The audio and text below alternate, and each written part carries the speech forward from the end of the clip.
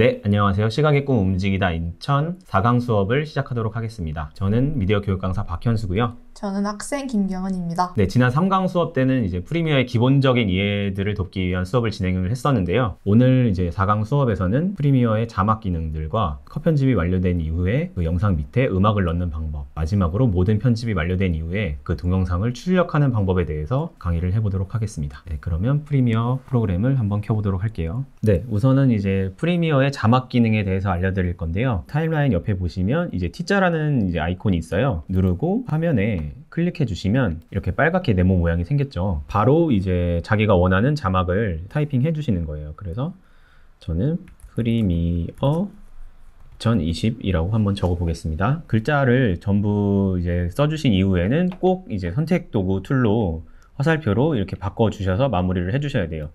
이렇게 마무리를 하지 않고 T자가 계속 되어 있는 상태에서 다른 곳을 이제 누르시게 되면 내용이 없는 이런 그런 텍스트 창들이 계속해서 생기는 것이기 때문에 꼭 이제 T자를 눌러서 자막을 완성해 주신 이후에는 선택 도구 툴을 이용해서 이제 마무리를 해 주시기 바랍니다. 아예 새로운 클립으로 이제 자막을 만들어 주고 싶으실 때는 이 클립의 선택이 해제된 상태에서 이렇게 빈 공간을 누르셔서 해제가 되어 있는 상태에서 T자를 누르시고 이렇게 화면을 누르시고 이제 화면을 누르시면 이렇게 이미 클립이 생긴 게 보이시죠?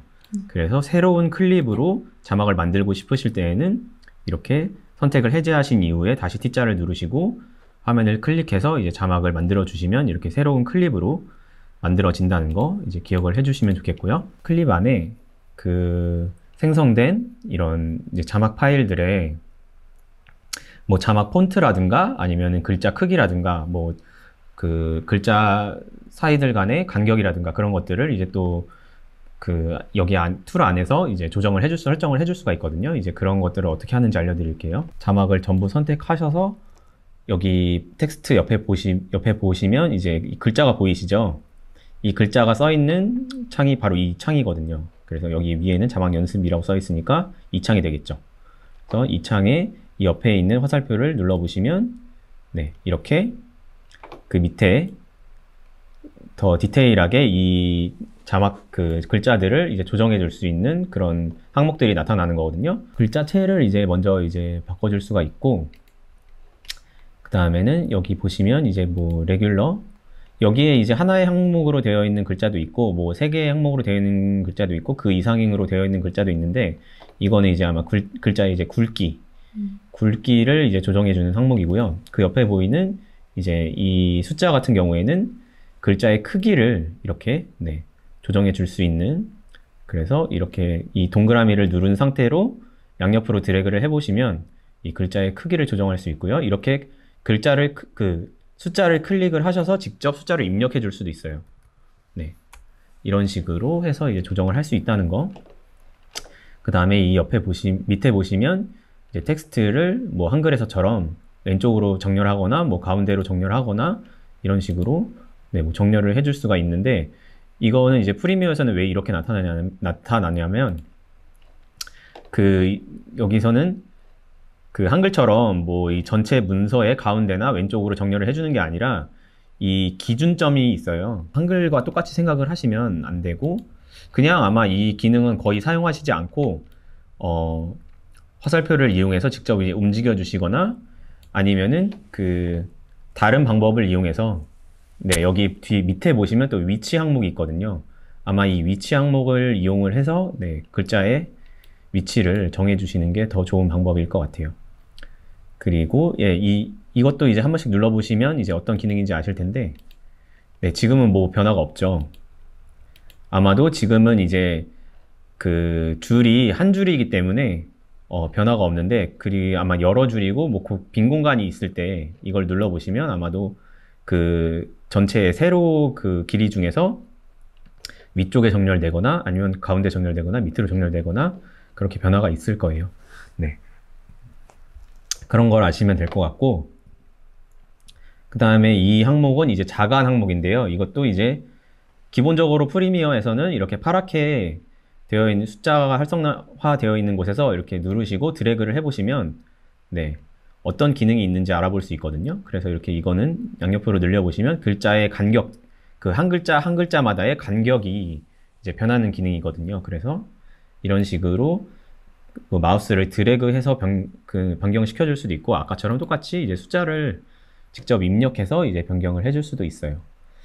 그리고 이 항목은 이제 행간 항목인데, 행간 항목을 조금 알아보기 위해서 밑에 글자를 좀 추가해 줄게요. 네, 이런 식으로 일단 두 줄을 만들어 주고요. 그 다음에 꼭 그 글자를 다 타이핑 하신 이후에는 다시 선택 도구 항목을 눌러 주셔야 된다는 거 잊지 마시고요. 그래서 이런 식으로 지금 두 줄로 되어 있잖아요. 두 줄로 되어 있으면 이제 행간 항목을 이제 한번 이런 식으로, 네, 마우스를 드래그해서 한번 확인해 보시면 이런 식으로 그 행간의 간격을 조정해 줄 수 있다는 거, 이것도 마찬가지로 드래그를 해서 할 수도 있고 직접 숫자를 입력해서 할 수도 있다는 걸 알아두시면 되겠고요. 네, 뭐 글자 자막에서는 이 정도의 기능을 알아두시면 될 것 같고, 그 한글에서처럼 이제 여기 자막을 좀 더 굵게 만드는 항목도 있고요. 그 다음에 자막을 기울이는 항목도 있고, 그 다음에 뭐 눌러보시면 이거는 이제 영어에만 해당되는 기능이겠죠. 모두 대문자로 만드는 기능. 그 다음에 뭐 작은 대문자, 이런 기능들이 있고요. 그 다음에 네, 그리고 뭐 이 위에 기능 같은 경우는 이 정도만 알아두셔도 충분히 뭐 자막을 편집하실 때는 네, 문제가 없이 진행을 하실 수가 있을 것 같고, 그 다음에 이제 이 밑에 기능을 한번 보시면, 네, 모양 기능에서 이제 첫 번째 기능이 이제 칠 기능이 있죠. 이거는 이제 어떤 거냐면, 자막을 좀 더 잘 보이기 위해서 다른 글씨체로 조금 바꿔볼게요. 네, 글씨체가 좀 굵어 보이는 이 글씨체로 한번 바꿔볼게요. 네, 이런 식으로. 그래서 7 이제 항목 같은 경우에는 이 글자 안에 색깔을 바꿔주는 기능이거든요. 그래서 한번 눌러보시면, 네, 그 어도비사에서 나오는 어플들은 전부 거의 다 이제 이런 색상을 바꾸는 경우에 이런 창 모양을 띄고 있거든요. 그래서 맨 왼쪽 위 같은 경우는 검은색이고 맨 왼쪽 아래 같은 경우는 이제 흰색이에요. 그래서 이 위쪽에, 이 오른쪽에 또 그 색상 모양들이 있죠. 그래서 대충 자기가 원하는 색상을 이런 식으로 설정을 해준 다음에 거기 그 색상 안에서 뭐 더 짙은 부분 아니면 옅은 부분을 이렇게 설정을 해줄 수가 있어요. 그래서 이런 식으로 선택을 하셔서 확인을 누르시면 네, 이렇게 색깔이 바뀌게 되죠. 그래서 글자 색깔을 이런 식으로 이제 바꿔주실 수가 있고, 그 다음에 여기 보이시면 이제 스포이드 같이 생기는 그 보이는 이런 것도 있는데, 이거는 뭐냐면 이걸 누른 다음에 이제 뭐 그 화면에 있는 어떤 곳이든지 이렇게 가져다 대면은 그 색깔로 변하게 되는 거예요. 그래서 이런 식으로 원하는 색깔로 네, 변화를 시켜서 작업을 하실 수도 있다는 거 뭐 알아두시면 편리하겠죠? 그래서 7 같은 경우는 그 자막 안에, 글자 안에 색깔을 이제 바꾸는 기능이라는 거. 네, 그런 걸 알아두시면 될 것 같고, 그 다음에 이제 선이라는 게 있는데, 선 같은 경우는 이제 체크를 해보시면, 지금 이제 방금 전에 선이 들어간 게 보이셨나요? 다시 한번 해볼게요. 네, 지금은 선이 없는 상태죠? 이렇게 아무 선이 없는 상태에서 이렇게 체크를 해보시면, 네, 하얀 선이 이렇게 들어간 게 보이시죠? 지금 그 굵기가 1로 되어 있어서 잘 이제 보이지가 않는데, 이 숫자를 한번, 이것도 이제 아까 말씀드렸던 것처럼 이제 마우스로 클릭을 하신 다음에 왼쪽 오른쪽으로 드래그를 해보시면 이런 식으로 굵기가 달라지는 게 보이시죠? 그래서 이런 식으로 이제 마우스를 이용해서 네, 조정을 해줄 수도 있고, 직접 이렇게 숫자를 원하는 대로 값을 입력을 해서 네, 바꿔줄 수도 있어요. 그래서 이런 식으로 네, 글자의 외부 선을 이런 식으로 바꿔줄 수 있다는 거. 네, 더하기 항목이 있죠. 그래서 선을 뭐 하나만 만들 수 있는 게 아니라 하나를 만들고 그 다음에 색깔을 또 바꾸어서 보시면 뭐 이런 식으로 하얀색으로 색깔을 바꿔서 네, 여기 이제 아까 굵기를 조금 굵게 한번 만들어 보면 이런 식으로 그 선을 여러 개를 추가해 줄 수 있다는 거. 하나만 만들 수 있는 게 아니라 여러 가지를 추가해 줄 수 있고, 그 다음에 스포이드 그는 아까 그 7에서 설명해 드렸던 거랑 똑같아요. 그래서 그런 식으로 활용을 해주면 좋을 것 같고요. 그 다음에 배경을 한번 눌러볼게요. 네, 배경을 누르게 되면 이 자막에 이제 네모 칸으로 이렇게 지정이 되어 있잖아요. 그 뒤쪽으로 이제 배경이 생기는 거거든요. 그래서 뭐 더 자막 기능에서 조금 더 나는 좀 다른 배경을 넣어서 만들어 보고 싶다 하면은 이제 배경을 클릭하시고 아까 뭐 칠이나 선에서 그 색을 바꿨던 것처럼 여기 이제 이 부분을 누르셔서 이런 식으로 자기가 원하는 색깔로 네, 바꿔줄 수 있다는 거. 좀 원하는 색으로 어떤 색으로 바꾸면 좋을까요? 노랑으로 하죠. 노랑으로 한번 해볼까요? 노랑으로 해서 이런 식으로 조금 옅은 색깔로 한번 바꿔주시면 이런 색으로 이제 배경을 바꿔줄 수 있고 이 75라고 써 있는 부분은 아마도 불투명도를 이야기하는 것 같아요. 그래서 이것도 눌러서 한번 좌우로 움직여 보시면 이제 불투명도가 0에서부터 100까지 설정을 할 수가 있거든요. 그래서 이것도 이제 숫자를 직접 입력해서 이런 식으로 바꿔줄 수도 있고요. 그래서 지금은 불투명도 50으로 설정을 해서 이런 식으로 만들어 봤고요. 그 다음에 이거는 이제 그 자막의 배경의 영역을 늘리거나 줄이거나 할 수 있는 기능인 것 같아요. 그래서 이것도 뭐 적절하게 자기가 원하는 디자인대로 이제 만들어서 사용을 해주시면 될 것 같고요. 스포이드 항목은 똑같습니다. 모든 항목에서 이제 자기가 원하는 색으로 그 항목을 바꿔줄 수 있는 그런 기능이 되겠고요. 그 다음에 어두운 영역 같은 경우는 한번 눌러볼게요. 네, 뒤로 자막 그림자가 생긴 거 보이셨나요? 네. 한 번 더 해볼까요? 네, 이렇게 뒤로 네, 그림자가 생기게 되죠. 그래서 이거는 조금 더 이제 2D 화면이지만 이제 자막에 입체감을 만들어 줄 수 있겠죠. 그래서 이것도 이제 불투명도를 이런 식으로 조절해 볼 수 있는데 지금 조금 잘 안 보이죠? 아마도 이거 그 배경처럼 불투명도를 이런 식으로 이제 조정을 해줄 수도 있고요. 그 다음에 그 각도, 그 그림자가 생기는 각도를 이런 식으로 조정해 줄 수 있어요. 이게 지금 좀 작아서 잘 안 보이시는데 이게 아마 네, 이런 식으로 지금 이게 그 자막에서 이 그림자가 어느 영역까지 조금 그 자막과 그 그림자의 거리를 조정해 주는 거거든요. 이거는 조금 키워서 한번 보여드릴게요. 네, 30 정도 키워서 보여드리면 불투명도를 진하게 하면 네, 점점 진해지는 게 보이시죠? 지금 이런 식으로 연하게 만들어 줄 수도 있고 이렇게 진하게 만들어 줄 수도 있다는 거. 그래서 이렇게 진하게 만들고 각도도 이런 식으로 이렇게 조정을 해서 자기가 원하는 방향으로 네, 그림자를 만들어 주면 조금 더 입체적으로 보일 수가 있겠죠. 이것도 이제 이렇게 정확한 그런 각도를 원하시면 자막 그 숫자를 직접 이제 입력을 해서 이렇게 바꿔줄 수 있다는 거.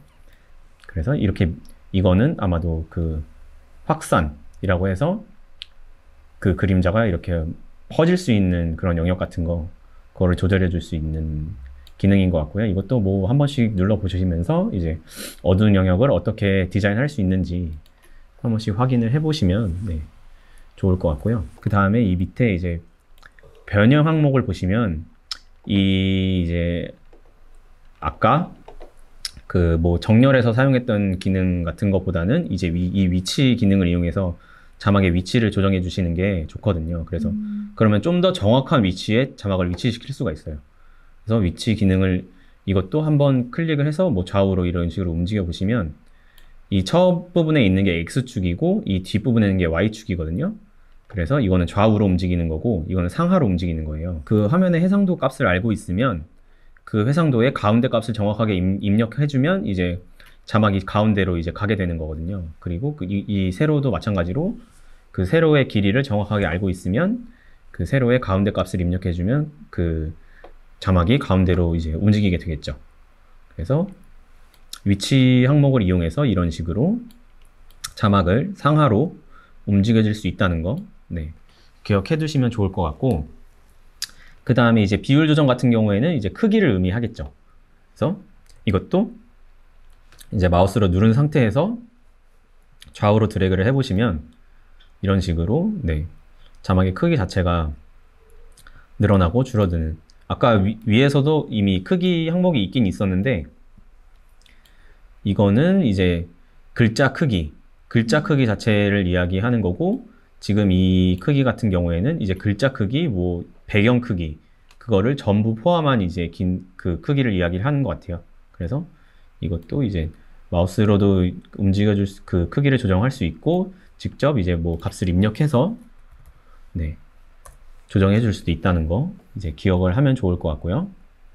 그래서 여기에서 이제 이런 식으로 마우스로 뭐 조정을 하거나 뭐 숫자를 입력해 줄 수도 있지만 그냥 이렇게 여기 마우스를 이용해서 이렇게 직관적으로 그냥 움직여주는 방법도 있기는 있어요. 그래서 이런 식으로 그냥 자기가 원하는 방향에 이런 식으로 해서 근데 이렇게 하면은 뭐 정확한 위치를 하기는 힘들겠죠.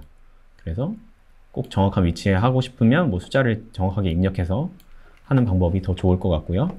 그 다음에 보시면 여기에서도 이렇게 이런 식으로 회전을 해줄 수가 있죠. 이런 식으로 글자를 회전시킬 수가 있어요. 보시면 여기 그 십자 모양 잘 보면 십자 모양 동그라미가 있는데 여기가 지금 기준점이거든요.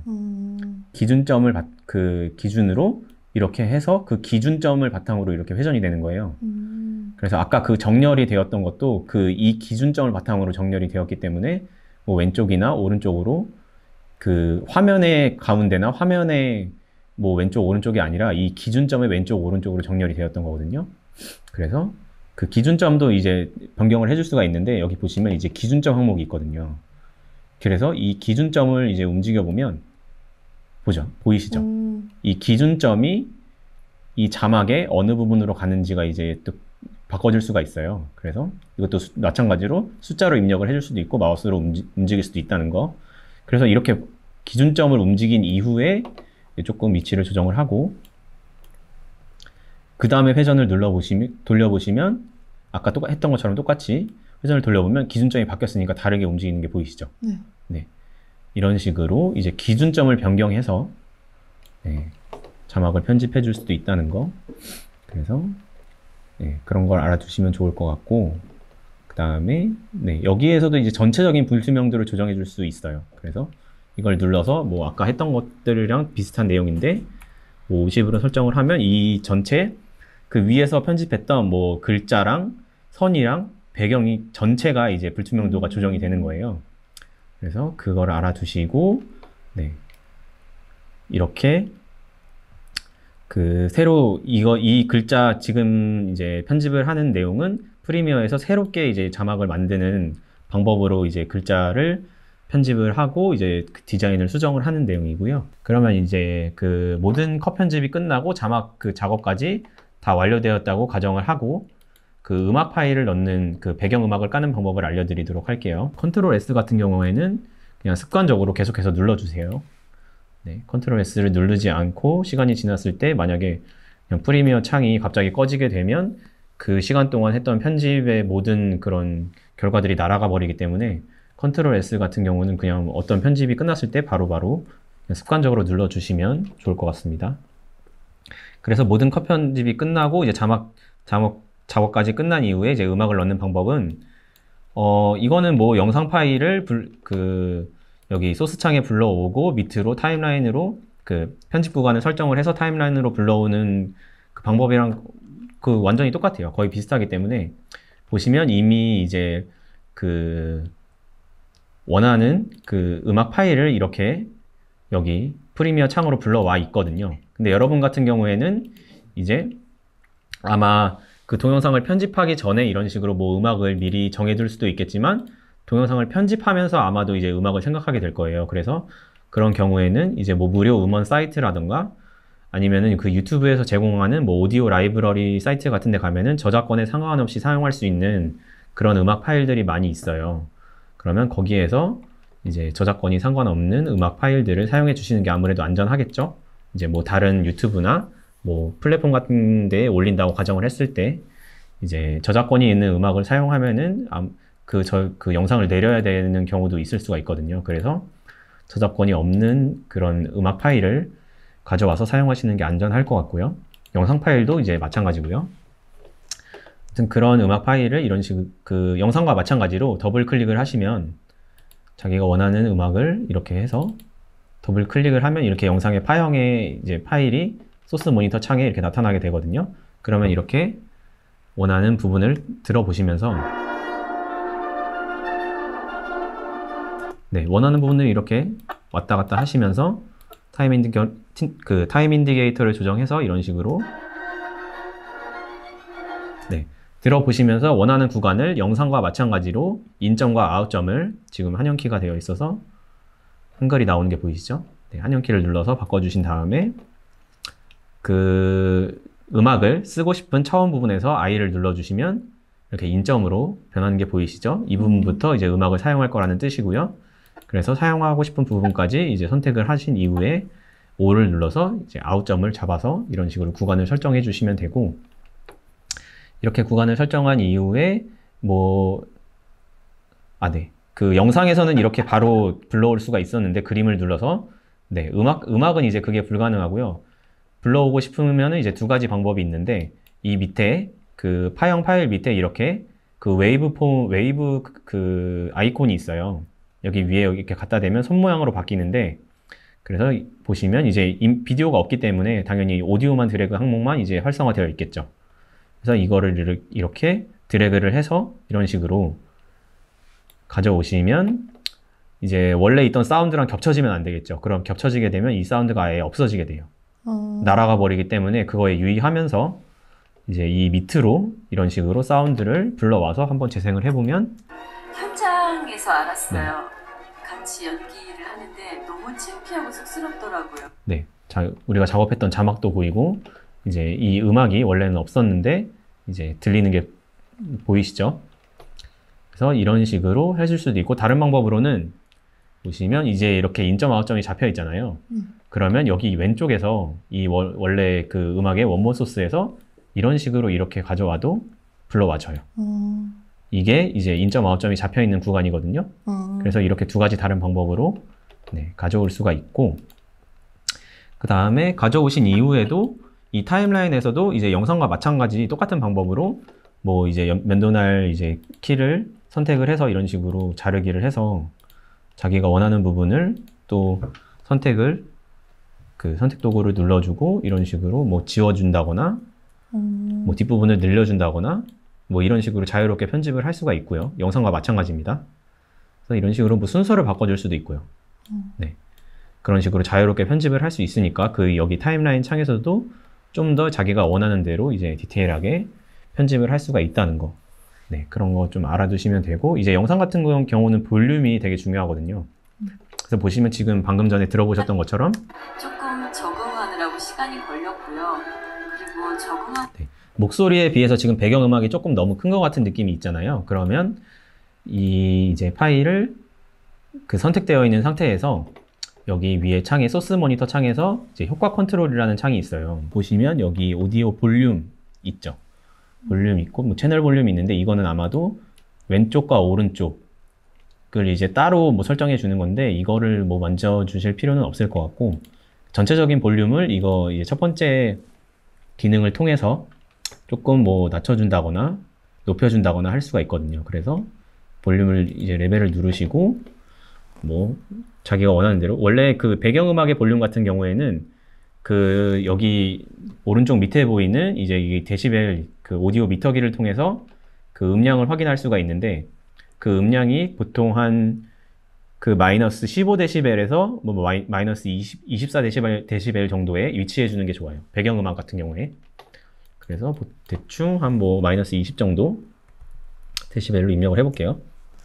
네, 그러면 이렇게 그 키프레임이 생기게 되는데, 이게 프리미어에서는 자동으로 이게 생성이 되더라고요. 근데 이제 전체적인 볼륨을 올려줄 경우에는 뭐 키프레임을 통해서 그 볼륨의 변화를 주는 것이 아니기 때문에 키프레임은 이제 삭제를 해주시는 게 좋고요. 그래서 이거 한 번 더 누르면 이렇게 삭제가 되니까 네, 삭제를 해주시는 게 좋고, 이거는 자동으로 생성이 되더라고요. 뭐 다른 설정을 해서 그 나오지 않게 할 수 있는 건지는 제가 정확하게는 모르겠는데, 아무튼 그래서 이거는 이제 없애주시는 게 좋고, 그래서 이런 식으로 그 배경음악을 볼륨을 낮춰서 다시 한번 들어보시면 조금 적응하느라고 시간이 걸렸고요. 그리고 적응하고 나서는 끝이 났는데 네, 지금 좀 볼륨을 많이 내린 것 같은데, 아무튼 이런 식으로 이렇게 볼륨을, 이것도 이제 네, 아까 다른 기능에서 했던 것과 마찬가지로, 자막 기능에서 했던 것과 마찬가지로 이런 식으로 왼쪽 오른쪽으로 드래그를 해서 이렇게 맞춰줄 수도 있거든요. 그래서 이런 식으로 뭐 아무튼 직접 들어보시면서 이제 그 자신의 목소리와 그 배경음악의 볼륨이 좀 이렇게 적절한 밸런스가 되도록 이제 맞춰주시는 게 좋을 것 같고요. 그렇게 해서 하시면은 그 영상이 완성이 되겠죠. 지금 마이너스였던 것을 너무 높여서 설정을 했네요. 그래서 이런 식으로 직접 영상에 소리를 들어보시면서 적응하느라고 시간이 걸렸고요. 뭐 이런 식으로 좀 적절하게 맞춰주시는 게 좋을 것 같습니다. 뭐 패너 같은 경우에는 이제 혹시라도 이제 워머머 소스의 그 사운드가 소리가 왼쪽과 오른쪽의 채널의 볼륨이 다르게 설정되는 경우가 가끔 있을 수가 있어요. 아마도 여러분이 핸드폰으로 촬영하실 경우에는 그런 경우가 없을 텐데 뭐 이제 다른 카메라를 사용해서 외부의 마이크를 통해서 뭐 촬영한다거나 했을 때 이런 식 그 왼쪽과 오른쪽의 볼륨이 다르게 그 설정이 돼서 녹화되는 경우가 가끔 있거든요. 그럴 때는 이제 그 편집 프로그램 안에서 그 왼쪽 오른쪽의 볼륨이 비슷하게 맞춰지도록 균형을 맞춰줄 수가 있는데 그게 이 기능이거든요. 그래서 여러분이 아마 사용하실 일은 거의 없을 거예요. 그래서 그 정도 기능이 있다는 거를 알아두시면 좋을 것 같고, 그래서 배경음악 같은 경우는 아까 말씀드렸던 것처럼 여기 데시벨 확인하셔서 그 볼륨이 마이너스 15에서 한 24 정도에 있게 그 사이에 있게 이제 그 볼륨을 맞춰주시면 되고, 사람의 목소리 같은 경우에는 0에서 6데시벨 사이에 있는 게 좋아요. 0에서 6데시벨 사이에 있도록 볼륨을 맞춰주시면 되고, 근데 이제 너무 높이 올렸을 경우에는 여기 위에 이제 빨간색으로 그 소리가 깨진다는 표시가 나타나거든요. 그래서 그게 클리핑이라고 하는데, 그렇게 되면은 목소리가 그 부분이 이제 계속 탁탁 깨져서 들리지 않는 것이기 때문에 그거에 유의하면서 그 클리핑이 생기지 않도록 그 부분에 유의하시면서 이제 볼륨 조절을 해주시면 좋을 것 같아요. 그래서 이런 식으로 해주시고, 이제 뭐 배경음악 같은 경우에는 뭐 그 오디오 전환 효과에서 그 지난 수업 때 알려드렸던 오디오 전환 효과에서 뭐 그 페이드 인 페이드 아웃 기능이 있잖아요. 그래서 이런 식으로 뭐 첫 부분에는 페이드 인으로 해서 조금 더 이 타임라인을 키워볼게요. 저번에 알려드렸던 것처럼 더하기 버튼을 누르시면 이렇게 타임라인이 커지게 되고요. 그래서 이런 식으로 첫 번째 그 페이드 인 기능이 들어간 게 보이시죠? 그래서 지금 볼륨이 낮기 때문에 잘 들리지는 않는데, 아무튼 이런 식으로 이 페이드 인 기능을 넣어주시면 소리가 아예 없었다가 점점 이제 커지는 그런 효과가 이제 들어가게 되는 거고요. 그래서 처음에는 그런 식으로 기능을, 페이드 인 기능을 좀 넣어주시고, 그리고 마지막 이제 음악이 끝나는 부분에서는 뭐 그 페이드 아웃 기능을 또 이런 식으로 넣어주시면 되겠죠. 그러면 이제 마지막에는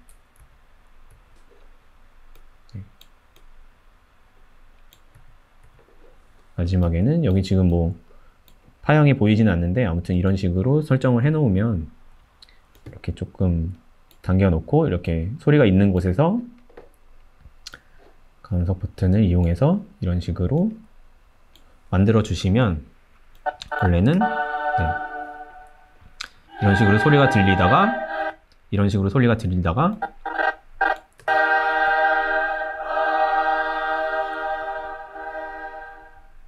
점점 작아지는 게 들리시죠? 그래서 큰 소리에서 이제 점점 작아지는 효과를 줄 수 있다는 거. 그래서 이 정도를 기억하시고 아마 이제 배경음악을 넣어주시면 될 것 같아요. 그래서 이렇게 이제 하시면 이제 모든 편집 작업이 배경음악까지 넣어주시면 거의 완료가 되겠죠. 거의 마지막에 이제 컷 편집을 처음에 완성을 하고, 그 다음에 그 위에 이제 자막을 입혀주는 작업을 하고, 이제 그 다음에 배경음악까지 넣으면 아마도 모든 편집 작업이 완료가 될 거예요. 그러면 그 이제 편집한 것을 이제 동영상으로 출력을 해야 되잖아요. 그럼 그 방법에 대해서 알려드릴게요. 그 출력을 하고자 할 때는 먼저 이 타임라인 창이 이렇게 파란 띠로 선택이 되어 있어야 돼요. 뭐 이렇게 다른 창이, 타임라인 창이 아닌 다른 창이 선택되어 있는 상태에서 내보내기 그 출력을 하게 되면 그 활성화되지가 않거든요. 보시면 지금 이렇게 그 타임라인 창이 파란색으로 선택되어 있는 상태에서 파일, 내보내기, 그리고 미디어 창이 활성화되어 있는 게 보이시죠? 그런데 뭐 다른 창, 이런 뭐 프로젝트 창이라든가 이런 게 활성화되어 있는 상태에서 내보내기를 누르면 미디어가 활성화되지 않는 게 보이시죠? 그래서 꼭 그 편집 프로그램 같은 경우는 어떤 부분이 선택되어 있고 어떤 부분이 선택되어 있지 않는지 그런 게 되게 중요하거든요. 그래서 내보내기 출력을 하고 싶으실 때는 꼭 이렇게 타임라인 창을 네, 선택을 해주시는 게 중요하다는 거. 그래서 이런 식으로 네, 선택을 해주시면 이제 여기에 있는 모든 이제 편집 결과가 출력이 되게 되는데 이런 경우가 있을 수 있어요. 이제 편집을 하다 보면 뭐 편집창을 좀 이렇게 키워서 편집을 할 수도 있고 이렇게 작게 만들어서 편집을 할 수도 있는데 키워서 편집을 하다 보면 이제 편집을 다 마무리하고 그냥 아무 생각 없이 파일 내보내기를 하시게 되면 이 뒤에 있는 혹시라도 이 뒷부분에 있는 영상까지 그 안 보이니까 그 확인이 되지 않은 상태에서 그냥 이렇게 이 뒷부분에 있는 영상까지 그냥 같이 출력되는 경우가 있을 수가 있거든요. 이런 경우가 굉장히 생각보다 많이 있어요. 처음 출력을 하다 보면. 그러니까 꼭 이제 타임라인 창을 좀 이렇게 작게 만드셔가지고 그 뒷부분에 영상들이 있는지 꼭 확인을 해주세요. 왜냐하면은 그렇지 않게 되면 이 편집 그 결과가 끝난 상태에서 그 뒷부분에 있는 영상들까지 같이 이제 출력이 되어버리는 사태가 벌어질 수 있기 때문에 꼭 그 출력을 하기 전에는 그런 부분을 신경을 써서 확인을 꼭 해주시기 바랍니다. 그래서 그 이후에 파일 이제 내보내기를 눌러주시고 이제 미디어라는 항목을 누르시게 되면 이제 이런 창이 뜨게 되는데 여기에서 이제 여러분이 신경 쓰셔야 될 부분은 한 3가지 정도가 있는 것 같아요. 일단 형식을 먼저 이제 좀 보셔야 되거든요. 형식에 이제 처음에 이제 아마 누르시면 AVI로 되어 있을 거예요. 근데 이제 AVI 같은 경우는 사용하지 않아요. 이게 아마 되게 오래된 코덱인 걸로 알고 있는데 별로 그 영상에서 좋은 코덱이 아니기 때문에 AVI는 사용하지 않고요. 여러분이 아셔야 될 코덱 같은 경우에는 이거 한번 눌러보시면 굉장히 많은 종류가 있죠. 네. 너무 많은 종류가 있어서 좀 이렇게 어지러우실 것 같긴 한데 여러분이 아셔야 될 건 딱 2가지 코덱이에요.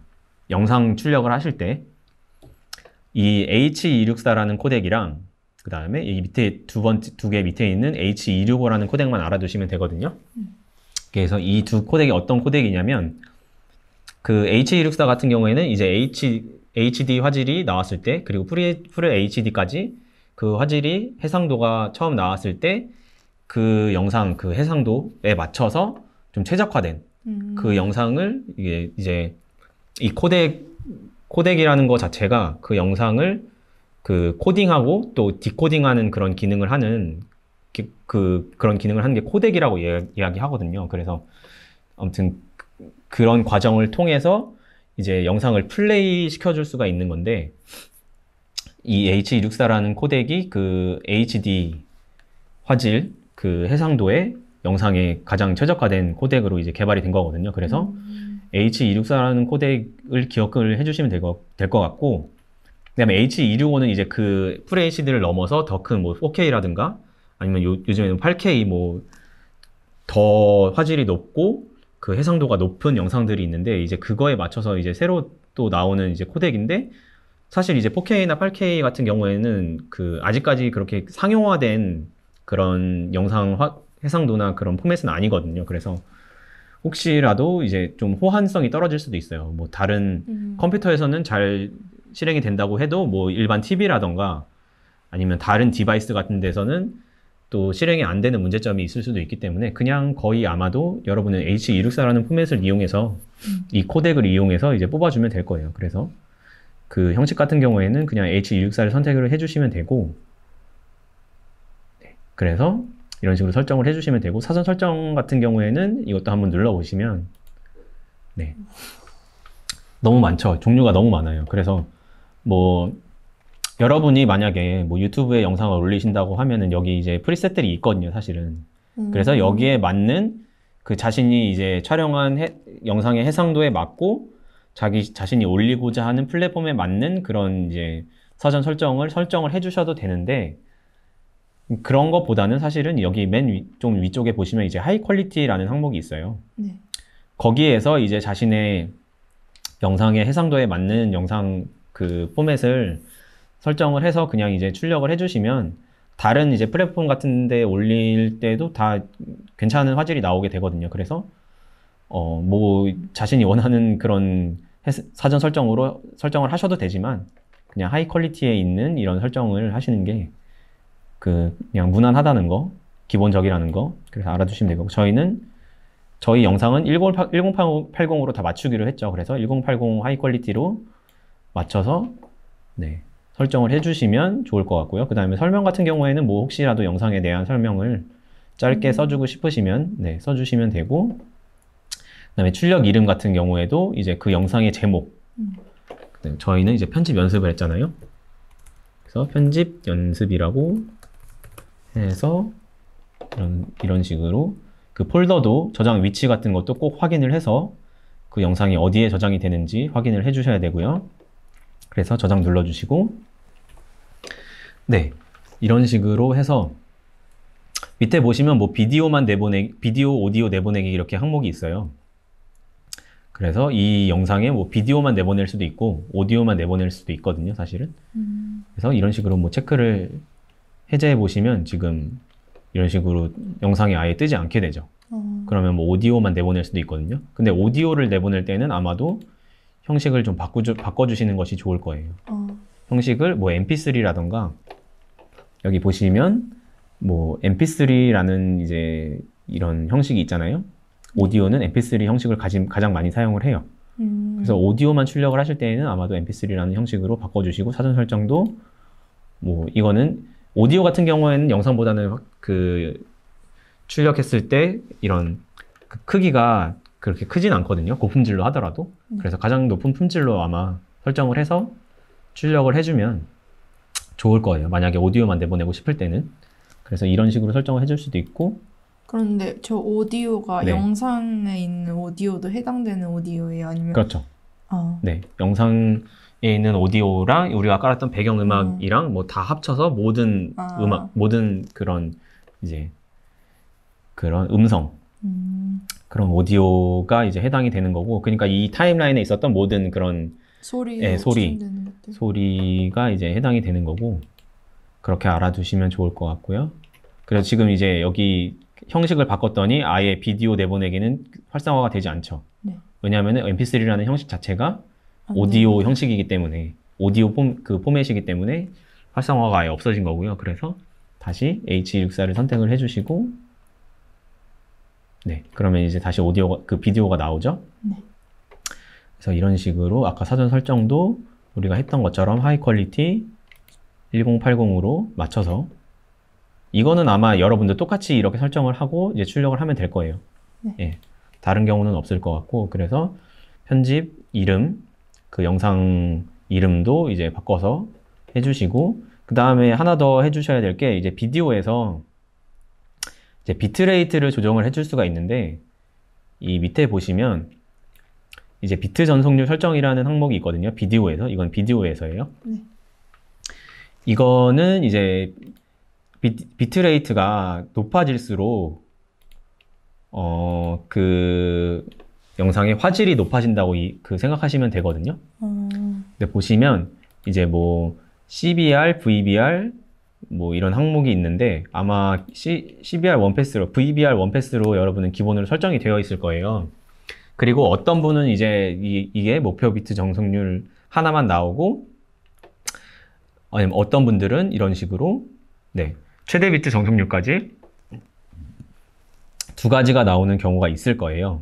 이거는 이제 목표 비트 정성률은 이제 여기에 맞춰서 이제 보통은 비트레이트로 이제 출력을 하는데, 조금 더 뭐 높은 화질이 필요하다거나 좀 움직임이 많고 뭐 그래픽이 많고, 그래서 더 높은 화질이 필요할 구간이 있을 수 있잖아요, 그 영상에서. 그런 경우에는 조금 더 높은 이제 비트레이트로 출력을 해주겠다, 이런 뜻이거든요. 그래서 뭐 이런 식으로 해서 이렇게 설정을 해서, 보통은 VBR로 설정을 해요. CBR보다는 이제 VBR로 설정을 해서, 그래서 목표 비트 정성률은 뭐 20, 24 이렇게 되어 있는데, 원래 비트 정성률 같은 경우는 kbps가 기본적으로 단위거든요. kbps가 기본적인 단위인데, 그래서 보시면 8000에서 한 10,000 정도, 그 정도의 이제 kbps로 설정을 해주시면 그 이상의 비트 전송률로 뭐 이제 출력을 한다고 해도 육안으로는 거의 구분할 수가 없어요. 그러니까 만 정도의 kbps 정도로만 출력을 해주시면 거의 이제 그 영상의 최대 화질이라고 육안으로 구분했을 때 보시면 되거든요. 근데 여기 프리미어에서는 이제 이 수치가 메가bps예요. 그래서 보시면 이게 20이라고 써 있는 게 2만이라고 생각하시면 돼요. kbps로. 그래서 2만이면 굉장히 높은 수치죠. 제가 얘기했던 것보다. 그래서 이거를 한 10 정도로 이제 만으로 설정을 해주시고, 그 다음에 최대 비트 전송률도 한 12,000 정도. 그래서 한 12 정도. 이 정도만 이제 해주시면 보시면 이제 이거를 확인 못 하셨을 텐데, 이게 숫자가 줄어들었어. 그쵸. 이게 22로 되어 있으면 거의 2배예요. 크기가. 여기서 예상 파일 크기도 이제 확인을 하실 수가 있거든요. 근데 비트레이트를 이제 반으로 줄이게 되면 정확하게 반으로 줄어들어요, 거의. 네, 그쵸. 보이시죠? 네.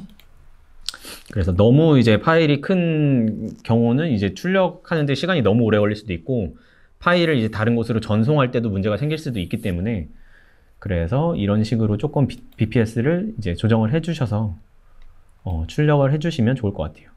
그래서 설정은 이제 여기까지만 이제 만지시면 되고, 그 다음에 조금 이제 다 제대로 되어 있는지 한번 확인을 하시고, 그 다음에 내보내기를 누르시면,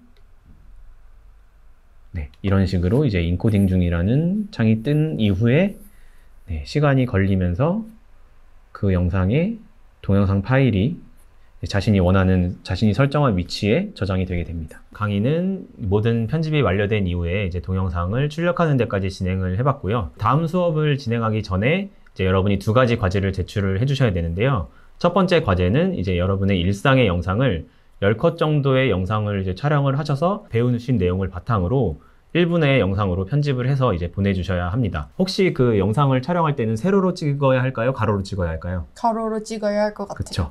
네, 영상 촬영은 가로가 원칙이기 때문에 이제 가로로 꼭 촬영을 해주시고요. 그 화면 해상도와 이제 프레임 레이트도 맞춰서 촬영을 해주셔야 되거든요. 그 화면 해상도는 FHD 사이즈인 1920, 1080 사이즈로 찍어주시고, 그다음에 프레임 레이트 같은 경우에는 이제 30프레임으로 맞춰서 촬영을 해주시면 감사하겠습니다.